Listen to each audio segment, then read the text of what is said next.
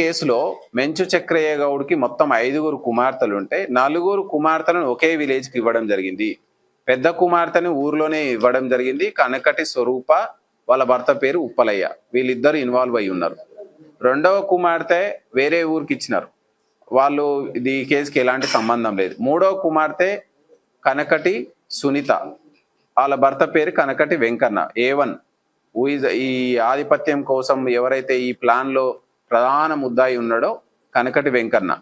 అదేవిధంగా చివరి కుమార్తె 5వ కుమార్తె మనకు కనకటి కళ్యాణి, వాళ్ళ భర్త పేరు లింగయ్య. వీళ్ళిద్దరు కూడా ఇన్వాల్వ్, అంటే మొత్తం 3 అల్లుళ్ళు 3 కుమార్తెలు ఇన్వాల్వ్ అయినారు. ఇది ఆస్తి తగాదాల కోసం కాదు, విలేజ్ లో తమ యొక్క సుప్రమసీ కొనసాగుతలేదు. ఈవెన్ మేమందరము, ఎందుకంటే కనకటి వెంకన్న అనే అతను గతంలో మండలంలోనే ఒక ఆధిపత్యం చెలాయించినటువంటి వ్యక్తి. విలేజ్కి వచ్చేసరికి వాళ్ళ మామ మెంచు చక్రయ్యదే నడుస్తుంది, ఇతను అడ్డు తొలగిస్తే నాకు ఎలాంటి తిరుగుండదు అనేటువంటి ఒకే ఒక రీజన్